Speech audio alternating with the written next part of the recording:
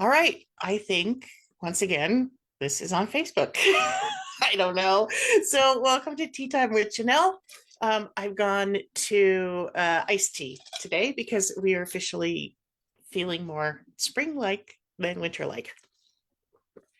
And May 1st, right? This week was May 1st.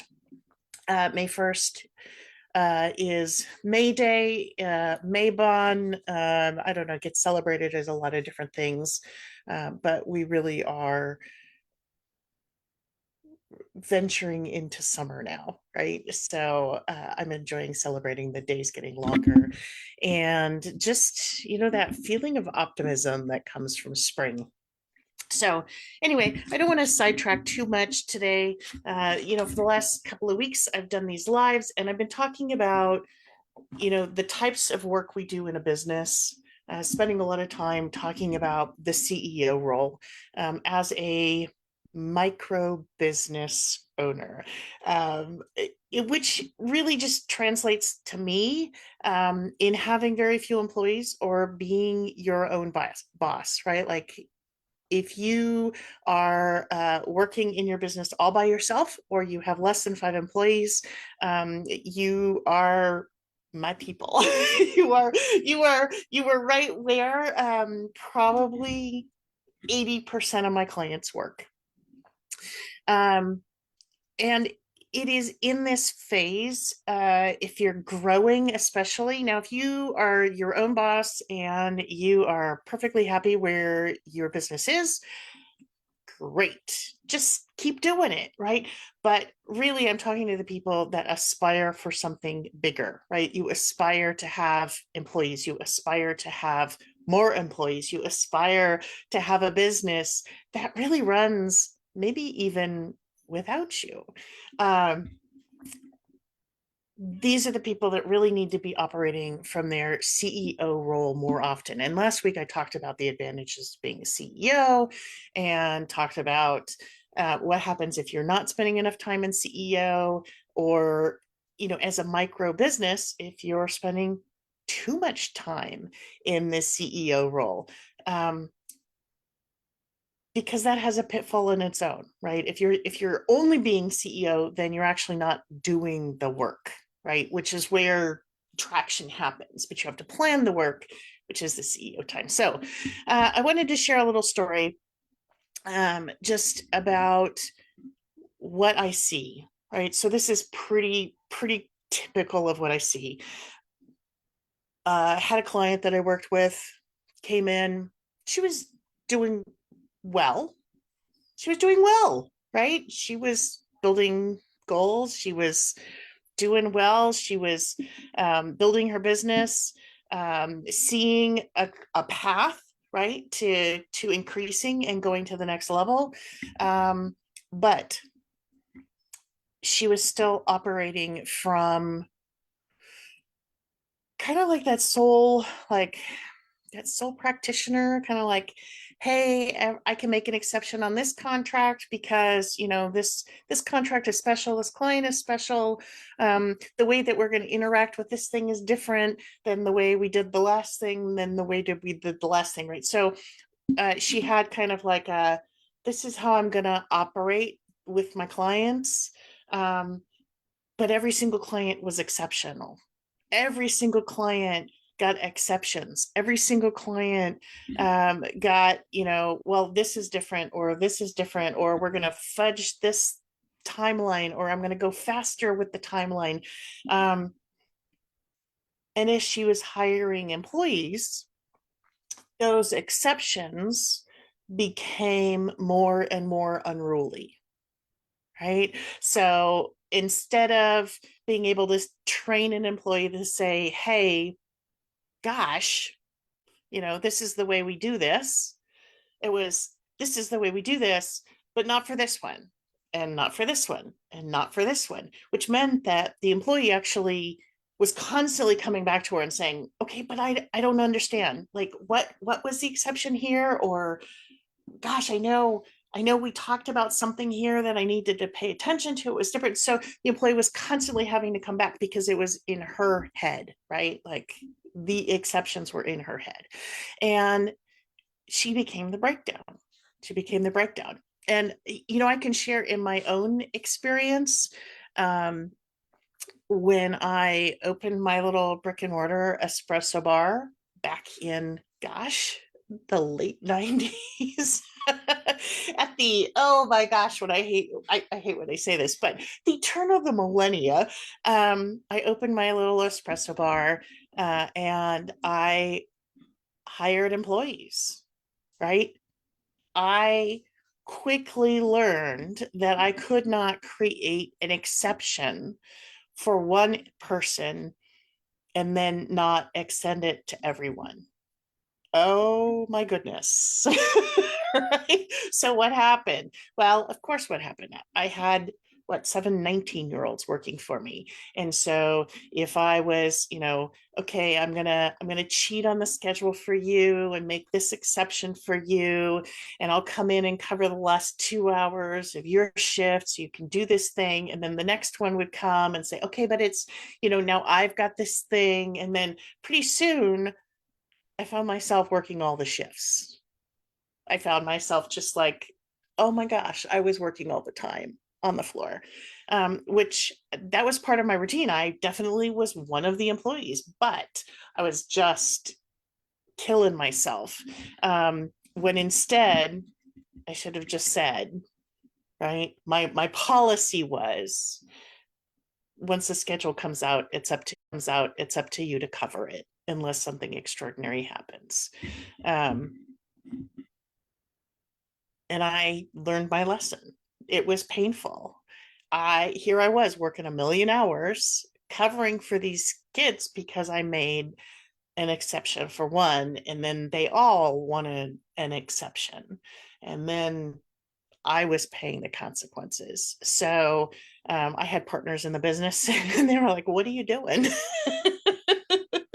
They give me the reality check, right? Like, what are you doing? You can't, this is going to make you crazy. You can't be one off, one off, one off, one off, because it was preventing me from actually living my life.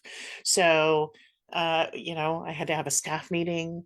I had to accept responsibility for the the error. It was an error on my part, right? Like that I wasn't following the policies that I set, and own up to it and just kind of reset it, right? Like, okay, from going forward, this is the policy for you, for me, for all of us, right? If you're scheduled to be on the floor, you got to be on the floor, or you got to find somebody else on the team to cover it. But it's not my responsibility as the manager, right? It wasn't my responsibility as the owner to come in and clean up whatever their scheduling mess was. um, and it was painful for a little while, and then it wasn't, and all of a sudden I found that my free time, I was allowed to be off.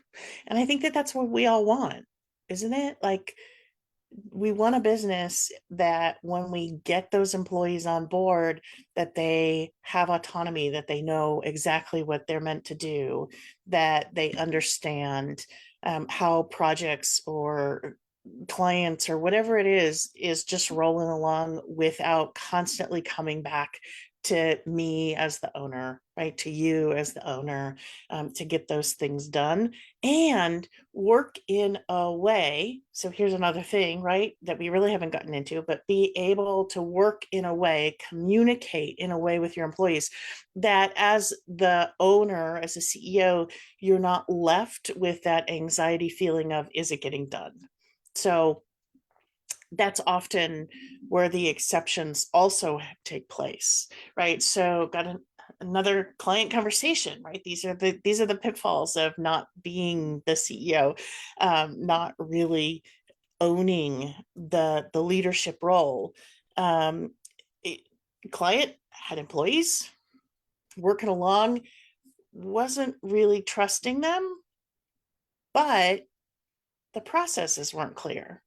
And so she was left feeling like, oh my gosh, I'm better off doing this myself. This is just so hard, right? I'm always unsure if it's getting done. I'm always unsure if they know what they're doing. They're always having to come and ask me questions. but the processes weren't actually clear. And part of the process needs to be, how do I know it's getting done? Right. So here's a CEO conversation. I'm just going to walk you through 10 minutes and we're finally to the juicy stuff. There is a format for a request conversation, and this is CEO manager talk 101 that they don't teach us in school. The rhythm of a request conversation is, first you make the request, and a request is a what exactly and a by when. Often it even includes a why, right? Because if we can enroll people in the why behind they're doing the task that they're doing, if they can understand how it fits into the big picture, they're much more likely to buy into it and feel good about their part in it. So request is a what and a by when and sometimes a why. So I'm going to translate this into like a real life scenario, because when we live our real life in relationship with our family, especially, we make requests all the time, but I call them drive-by requests. So a drive-by request, which is kind of how we do it, is, hey, would you do the dishes? So that is not a complete request. It's not. Because if I'm receiving that, I'll just be honest here. I hate to do the dishes. It is my least favorite thing to do. I love to cook, but I got to have somebody clean it up behind me. So if I receive that, I'm going to interpret that however I want. Maybe, will you do the dishes? To me, I'm like, yeah. Tomorrow morning, I'll get up and do the dishes. I'll start my day doing the stuff that I don't want to do, right? I'll get it out of the way first thing. But the requester may be thinking, will you do the dishes before dinner tonight, before we start dinner tonight? Well, those are two very different interpretations of that request. And that's why the request has to have a by when. So clear request would have been, hey, would you do the dishes before we start dinner so that we can start dinner with a clean slate in a clean kitchen? Now, if I'm receiving that, okay, I understand why you're making the request. I understand by when, and what are my options? I have three options. I can say yes, so I can accept. I can say no, perfectly within my rights. It's a request. And I can negotiate. That's the third option, right? So I can negotiate. I can say, well, I can't get them done before dinner. Let's just do it after dinner. And then we have a clean kitchen all night, right? We'll just do it all at one time. Again, now we're negotiating, so we can agree on a new one by when. So clear request. What is it you're asking for, by when, and maybe a why? Clear acceptance, right? There's a yes, a no, or a renegotiate to get you to a yes or no. Now it's clear we are either in agreement or we're not. Now there's the phase where there's the action happening. It's not done yet, though. This is the thing. It's not done yet, because there's another question. How will I know when it's done? Now, with the dishes, it's pretty obvious. You walk into the kitchen, you look, yep, dishes are done, we're proceeding, right? In business, however, sometimes you need to as they agree. So if they accept your request, hey, would you put these receipts into the accounting software by Friday at 10, because that's what I'm going to run my financials? They say yes. Then we get to the part where, well, how will I know it's done? Okay, so great. How are you going to let me know it's done? It could just be a text. Yeah, that thing is done. It could be an email, a call, a Slack message or whatever. But there needs to be a way to communicate. Now, sometimes it's like the dishes, it will just be obvious. Oh, that spreadsheet was updated. Oh, I saw those posts. I would not even say posts, social media, there needs to be an actual communication. That's just my personal opinion. But some things are obvious, right? So maybe you agree that, at 10 o'clock when you run the numbers, you're going to see that it's been updated. But I think for ease of mind, especially those of us out there that are a little hard pressed to delegate, it's important that you get that "how will I know" answered. And you put the responsibility for "how will I know" on the person who's accepted the request, right? So then it doesn't live as like overhead, is it done, isn't it done, I don't know, which can ratchet up our level of anxiety.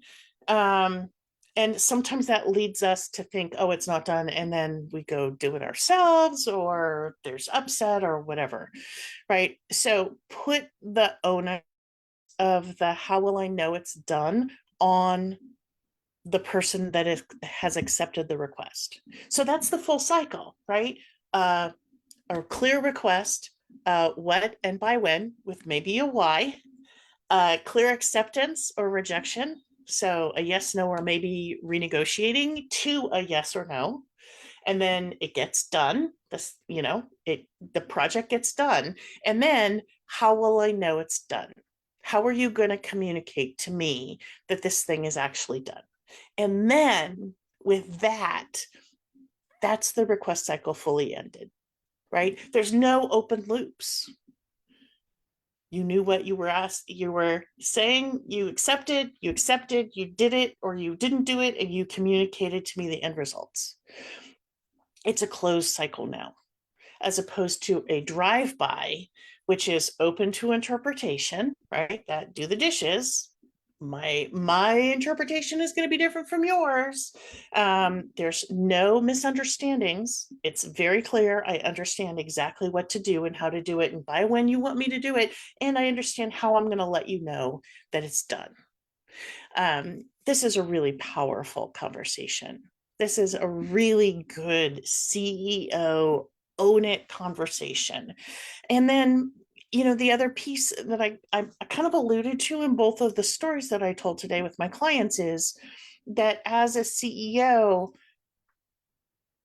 sometimes, right, we know, like, it's your business, the buck stops with you, and sometimes you have to accept responsibility, and that doesn't mean anything. It just is part of the learning curve, right? And so you get to reset expectations for yourself and your team, right? Even, if this is, you're working with a contractor, you have a supplier, you have a vendor, whatever it is, right?